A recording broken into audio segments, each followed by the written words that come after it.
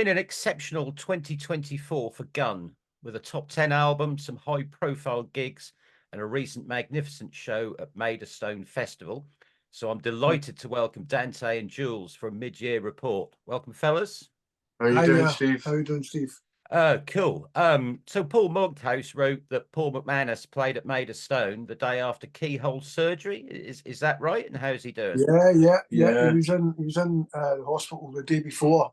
We had a rehearsal earlier on in the week, and then he said he had to go into hospital the day before the actual gig, you know, and he had to, get that attended to and stuff like that. But I mean, you'd never have known he didn't slow down and playing. And I think don't know about that. I was carrying his bags at the airport. I could see him just bending down, and you could see him just sort of straining a bit. I'm like, God, what is it actually you had? Because I was keyhole. I was like, look, give me your bags. So I ended up carrying these bags for him. But nah, he knocked it out of the park, I think. Yeah. I think the adrenaline of the gig as well got him through it all, you know. But after it, he was fine. He just went back to the hotel and just went to his bed, you know. But he done ever so well. It was amazing. Cool. I mean, it's been an excellent year for you boys so far. I mean, was Maid of Stone a celebration for you? It was. We played. I think it used to be like the Rambling Man Festival, same place, you know, and we loved it the last time we played there. But I think getting asked to, headline the gig, on the Friday. I mean, the Friday was obviously the opening of the festival over the 3 days, but we had a great audience there, and it was just, again, a festival full of sheer rock fans and who appreciate the band and the music, and we love doing them. We love playing festivals like that. It's great. It was great. It's a great vibe all around. I mean, it was that good that we ended up staying on a bit longer, in which case we got kind of muted. Switched off, which was cool, understandable, because of the curfew and stuff like that. But yeah, we kind of got carried away and just loved it, and I think the audience did as well, Steve. So it was you could say it was definitely a bit of a celebration. Yeah, I mean, cranking out Word Up, I mean, lifted the crowd further. I mean, it's been 30 years since that, and Swagger. I mean, being able to throw Word Up out when you're at a festival set, is a really cool tool to have in your box. Yeah, definitely. It works well at festivals, especially for the fan out there that's not that familiar with Gun, and and it's always good to play it, but it's a song that we kind of can't be asked playing anymore at gigs, to be honest, but we've got to put it in there because the fans like it, the punters, the fans, and they love it, so we just pick ourselves up and play it. Yeah, it's a good song to play. It's great to play at a festival. Yeah, I mean, with that and swag, I mean, you don't see many jukeboxes these days. Yeah, it's a sign of the times, I suppose. Yeah, absolutely. But like mid-90s. Yeah, I mean, I know. That was on in every pub in North London. Yeah. No, it was amazing. It was brilliant. It was great at the time, and what a wee, we had a great success with it, especially all around Europe, and it was certainly pushed us up to playing bigger venues, and it was brilliant. And then Pamela Anderson got a kit off to it in Barbed Wire, didn't she? And Barbed Wire, that's right. Yeah, so I'll have to. I think when we actually won it, the MTV Awards, she was. They were in the same hotel as us, and she got chatting to me, and she's loving the Scottish accent and stuff. And one thing led to another, Steve. We'll just say no more. We'll put that out as an exclusive then. Yeah. I mean, speaking of films, I mean, there's plenty of tracks from Hombres on the new Samuel L. Jackson film Damaged. I mean, how did that come about? That was from whilst we were actually recording the Hombres album. There's a guy, the producer guy that we know really well, a guy called Paul McManus, who does a lot of TV work, and was also doing getting into a lot of sort of film work. And he was a producer. He produced. so he was a producer, and I recall him coming into the studio. He's like listening to a couple of the songs, and he's like, "Wow, some of these songs sound amazing. I think they'd be great to put on this new movie that I'm doing with Samuel L. Jackson." And we're like, "What? Are you serious?" And I'm like, "It's like, yeah." And he's like, and we're like, "Right, okay." And just one thing led to another, and I think Samuel L. Jackson got wind of the songs as well. It's like, oh, they'd be great to put on. You know, obviously having that Scottish theme because it's set in Scotland. Yeah. You know, Scottish producer, Scottish actor, Gianni Cabaldi, Scottish Italian, just like us. Yeah. So there's that link there, but I think the songs both it's Pride and Lucky Guy that feature in the movie, and yeah, they actually worked really well. There was actually about 6 or 7 songs, but once originally, but then it went to America, and they were like, "Oh, we can't have the whole." It seems like the whole movie consists of all these Guns songs from their new album.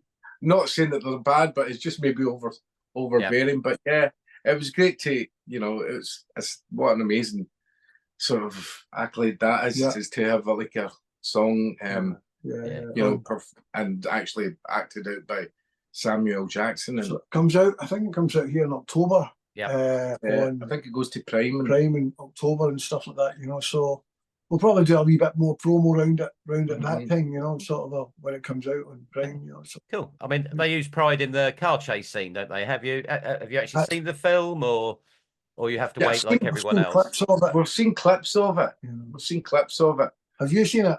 No. No. No, they haven't sent it to us yet either. Maybe I'll chase them down. Yeah. No, we've just seen clips of it, you know.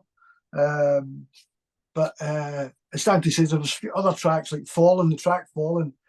There was a murder scene in the movie that he discovers.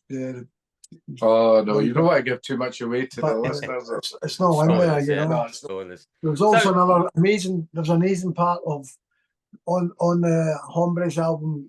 We have a song called "You Are What I Need," and Samuel L. Jackson's in his hotel room because he's an ex-cop and he can come over to solve this murder, and he's actually dancing to our track in his hotel room. His hotel room. He's getting pissed, you know. Yeah. So get pissed in the minibar, I think, and he's just, and yeah, we've got that footage, and it's just. It's a great bit of footage, but it was no relevance to the actual movie itself. Yeah, you know. So I think they actually cut the whole scene out. So we're gutted about that because it was brilliant. It was brilliant. I'm sure there'll be a collector's edition in a few years' time. Maybe, yeah. I mean, obviously, you've released a damaged edition of Hombres, with all those excellent live tracks on there. Can you talk about the decision to release the live tracks?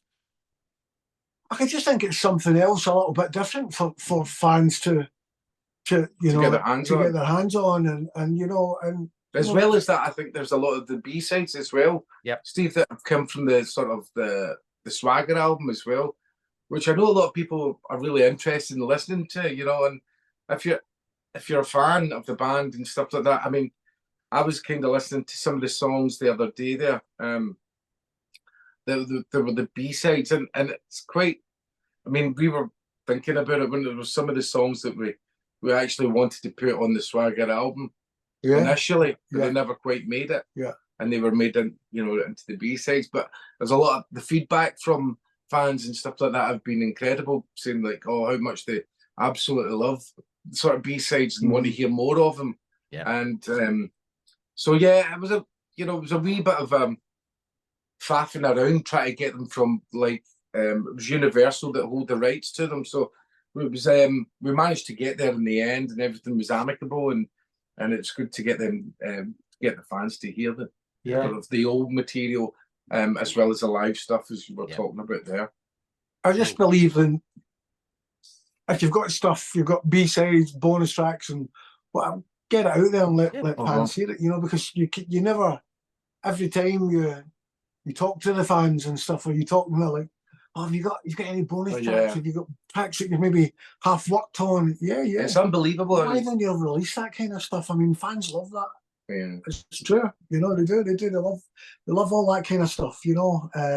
but we're not too. Oh no, we can't let anyone hear it. Too An idea's half done. Too precious about it. We've got to let you hear it when it's so no.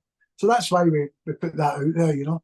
Cool, excellent. And you've got Firevolt in 10 days' time. You looking forward to that? Yeah, that'd be amazing. Again, another headline show. You know, on the Sunday, I think we close it, and it's great because festivals are good. You know, you get to meet other bands and other musicians, and you get to play to a wider audience. Yeah. You know, it's like, an audience that they wouldn't normally go to see you, but hey, they're there. You know, and it's winning that audience over, and and making it. You make it more fun. You can't.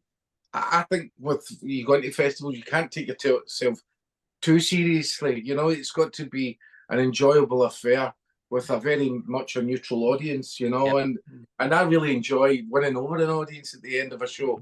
You know, for people that maybe like, they're watching you and they're just sort of sitting on the fence, and then by the end of it, you've kind of won them over, and you can see that, and that's like, that gives you some sense of accomplishment. That it's the best feeling in the world, to win over.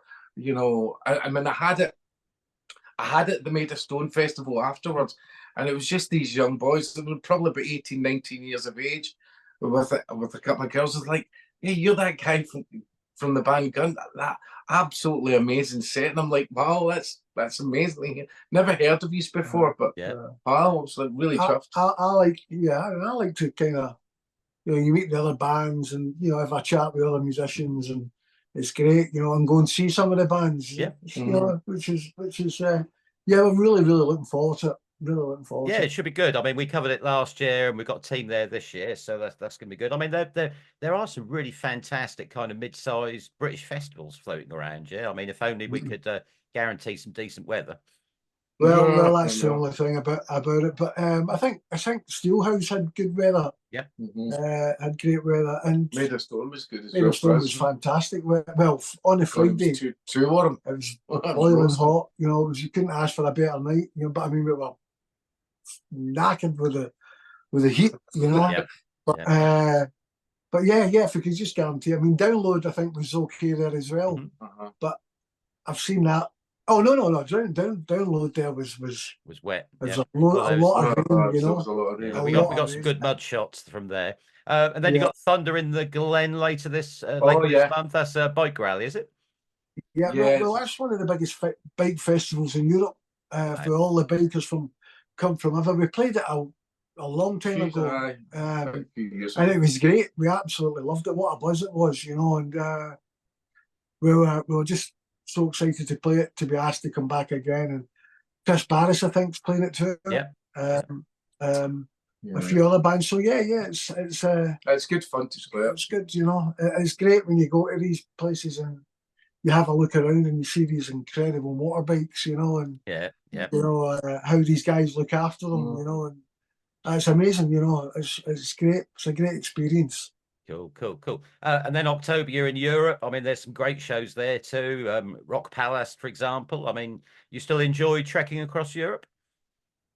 But it can be tiring now. It's we're not 21 anymore. So we just did a Spanish tour there, which consisted of sort of 11 shows in 12 days. There was only a day off, and you've kind of got to do that a wee bit, Steve, because obviously you've got to save money, and you've got to make it cost worthy and all this sort of thing. And in order to do that, but then you've got to play like quite a full-on amount of shows in one trot. But it's great. No, but it's tough if like you're singing and stuff like that every night. Like 5 shows off, day off, and then another 5 shows on. I think it's 6. It's great when you go abroad, and the fans dig your music, they love your songs, they love coming to see you live, and it really is. It's a great feeling, and the traveling is the tiring thing, but once you're in the gig and you're. But we're really looking forward to doing these shows with Chris Barris in Germany as well, though. And we've not been back to Germany for a long time. That'll be really interesting. Kind of excited about that, It's gonna be good. It's gonna be good. And then back to Blighty for December. I mean, that last, with everything that's happened this year, that last show in Barrowlands is going to be one big fucking party, isn't it? Definitely. No. Yeah, it's playing the Barrowlands is such a buzz, an amazing buzz, you know, and it's amazing. Not just people from Glasgow, but people all coming up from England, people coming from abroad, you know, from Spain and Portugal and Germany and Sweden, and all these fans, you know. It's pretty special, really special, you know. And for some reason, we always knock it out of the park when we're playing that gig, you know. I think one, because it's our hometown, and you know, we're only right where we're doing this interview, Dante and I, we're only a stone throw away from the Barrowlands. Right. Wow. We're right in the heart of where the Barrowlands is, you know, and it's just an amazing buzz from it, you know. And yeah, you feel like a proper rock star when you play that gig. Yep. You know? Yeah. So cool. yeah, looking forward. It's a big good tour, actually. We'll I'll see you in London, so I'm looking forward to that. Oh, brilliant. Have you started to think about 2025 yet? We've just got our new computer. Is arriving today, and you know, we really needed kind of upgraded, but we thought, to hell with it, we'll just get a new one. So we use that. There's Dante's old bedroom upstairs, where we write all the songs. We write everything in here. We don't go to any studio, or we just write everything in this house. This is my mum and dad's house. So we write everything in here, as in just in a writing process. And if it works here, you know, if we get a vibe going here, then we'll go to the studio and properly record it, you know. So once we get this computer up and running and everything, I've got some half ideas, you know. So we'll see what but we're definitely, we can't leave it till what was 6 years. 6 but then years. Part of that, I think it was 6 years, but also I think a part of that was the pandemic as well, which kind of didn't help, you know, kind of killed the you know, the buzz for writing a wee bit, you know, and didn't feel so creative. But this time round, I think we'll probably get on with it and get a new album. Hopefully, fingers crossed, next year. Cool. Well, you got to look forward. Hopefully it'll be all recorded and by next year, and maybe the end of next year, maybe this time next year, you know, or the following year. I don't know, but we don't want to build too many people's hopes up. But we just want to try and have everything recorded. Yep. You know, and done within the year. You know. Cool. And then we'll pick the release date. You know. Good. I mean, I wish you best of luck with that, with the tour and everything. It's personally, it's been really interesting following the story this year. We've covered you quite a few times, and just seeing everything that's going on. Yeah, it's been really quite a buzz, actually. No, definitely. It's been brilliant. You know, no, we couldn't have asked for, you know, a better response to the album, Steve. Is that, you know, that was our main concern. That was our biggest sort of, because we spent a lot of time writing it and getting the songs working, and to get a top 10 album in the UK and #1 album in Scotland. I think we got in iTunes as well. It was #1 iTunes here and also in Spain. And it's that sort of stuff that makes you think, well, you know, I've done something right with it, you know, this new album, and people are digging it, you know. And I think of all the reviews that we had for the record was incredible as well. Absolutely mind blowing, you know. You know, you make the record, you can only hope people like it. Yeah. You know, you put your heart and soul in it, and if we like it, then we think, well, maybe there's a chance, because you believe in it, you know. So we've got to feel like that about the next record, you know, and I think it's given us a bit of confidence going into the next record, because, you know, it'll not be very far away from what we're sounding on the Hombres album, you know. But you know, it was just we're looking forward to getting back into the studio and writing some good songs, you know. But we'll make sure we'll not release it until we're really happy with it. You know? That makes sense. Yeah, fab. Any message for the fans?